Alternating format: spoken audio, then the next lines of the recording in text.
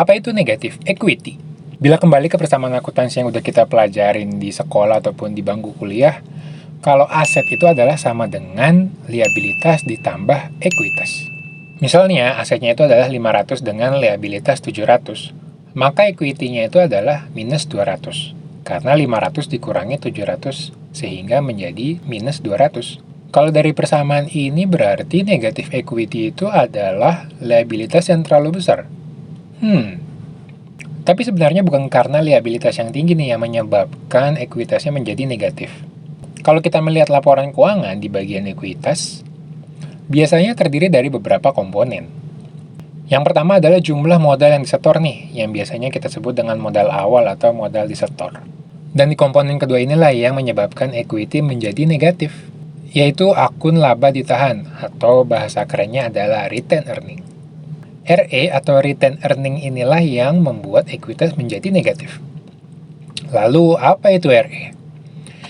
Retained earning adalah akumulasi keuntungan ataupun kerugian semenjak perusahaan itu berdiri atau semenjak modal disetor.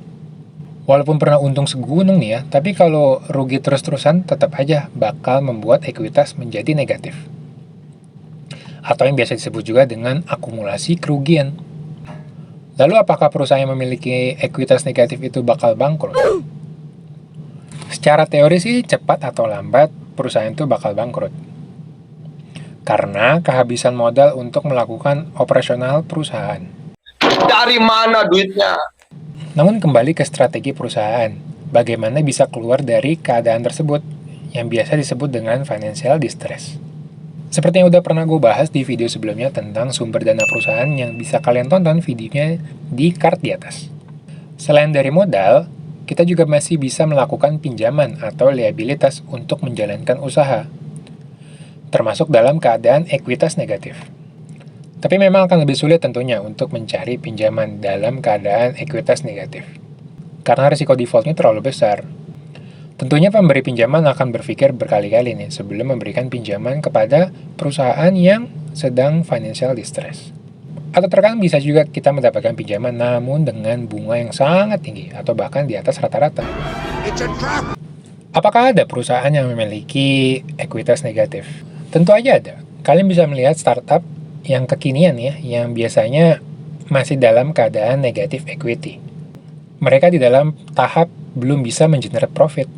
Atau terkadang bisa mengenerate profit, namun belum bisa menutupi semua beban ataupun cost yang muncul untuk operasional perusahaannya. Oke, gue ambil contoh perusahaan yang listed nih ya, di IDX, biar bisa kita lihat laporan keuangannya. Kalian bisa langsung cek balance sheet di bagian ekuitas. Di sini kalian bisa melihat akumulasi kerugian. Inilah yang dimaksud dengan negative equity, atau negative retained earning. Bila dari contoh yang gue ambil nih ya, negative retained earning ini bukan karena liability-nya yang kegedean. Bahkan kalian bisa lihat juga nih di bagian total asetnya. Gede banget. Bahkan liability-nya itu cuma 10% dari total asetnya. Negative retained earning ini memang dikarenakan akumulasi kerugian yang sangat gede banget dari perusahaan itu berdiri. Kalau bisa kalian lihat nih ya, kalau total akumulasi kerugiannya itu di angka 50% dari total asetnya. Setengahnya cuy. Tapi apakah bila negative equity ini kedepannya bisa berbalik menjadi untung? Hanya waktu aja sih yang bisa jawab. Dan tentunya dibutuhkan strategi yang ciamik ya untuk keluar dari keadaan tersebut. Nah, sekarang coba kalian tebak. Perusahaan apa yang gue coba jadikan contoh terkait negative equity ini? Oke, segitu dulu aja untuk video kali ini. Semoga videonya bermanfaat.